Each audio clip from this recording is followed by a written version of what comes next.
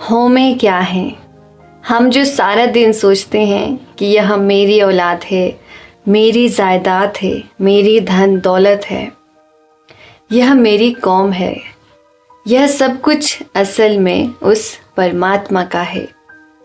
हम अपने आप को उस परमात्मा से अलग समझे बैठे हैं, इनको अपना बनाने की कोशिश करते हैं, लेकिन ये आज तक ना किसी के बने हैं, ना कभी बन सकते हैं। अगर हम इन्हें अपना बनाने की कोशिश करते हैं तो हमारा मन इनमें इतना उलझ जाता है कि रात को हमें इनके ही सपने आने शुरू हो जाते हैं और मौत के समय इनकी ही शक्लें हमारी आंखों के सामने आकर सिनेमा की तस्वीरों की तरह घूमने शुरू हो जाती हैं। जिस और भी आखिरी वक्त हमारा ख्याल होता है, हम दुनिया के जीव उसी रो धारा में बह जाते हैं। यह दुनिया की शक्लों और पदार्थों का मोह या प्यार है जो हर एक जीव को बार बार देह के बंधनों की ओर खींच कर ले आता है। ईसा मसीह भी बाइबल में कहते हैं, और मनुष्य के बैरी उसके परिवार वाले ही होंगे। फिर वह आगे बताते हैं कि हमारे सच्चे रिश्तेदार कौन है।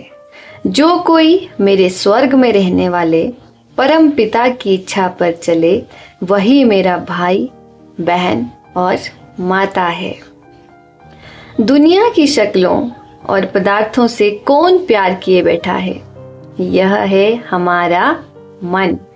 इसीलिए अगर आत्मा और परमात्मा के दरमियान कोई रुकावट और पर्दा है तो वह केवल हमारे मन का पर्दा है।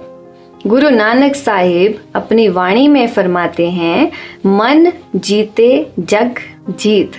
अगर हम अपने मन को जीत लेते हैं तो सारी दुनिया को और उसके बनाने वाले को ही जीत लेते हैं।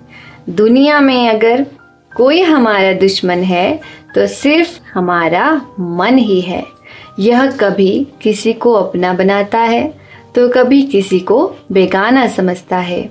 अच्छी तरह विचार करके देखें तो पता चलता है कि यह सिर्फ हमारा मन ही है, जिसके ताबे होकर कौम कौम के दुश्मन है, मजहब मजहब का दुश्मन है, एक देश दूसरे देश को तबाह करना चाहता है, भाई भाई को देखना नहीं चाहता, और लोग हमेशा एक दूसरे के गले काटने की तरकीबें और उपाय सोचते रहते हैं। यह सब कुछ हमारा मन ही हमसे करवा रहा है। जब तक हम अपने मन को वश में नहीं करते, हम वापस जाकर परमात्मा से मिलने के काबिल कैसे हो सकते हैं? मन को वश में करने का क्या मतलब है? जिस प्रकार हमारी आत्मा उस परमात्मा की अंश है, इसी प्रकार हमारा मन भी कोई छोटी चीज नहीं है। यह भी ब्रह्म का अंश है, त्रिकुटी का रहने वाला है, लेकिन यहाँ माया के जाल में फंसकर अपने आप को भूल गया है। आत्मा सतनाम की अंश है, सचखंड की रहने वाली है। यहाँ आकर इसने भी मन का साथ लिया हुआ है, यानी आत्मा और मन की गांठ बंधी हुई है। जब तक आत्मा मन का साथ नहीं छोड़ती, ना उसे कभी अपने आप का पता चल सकता है और ना कभी वह अपने असल या मूल से मिलने के काबिल हो सकती है। मन का साथ आत्मा उस समय ही छोड़ सकेगी जब मन वापस जाकर ब्रह्म या त्रिकुटी में अपने ठिकाने पर पहुंच जाएगा।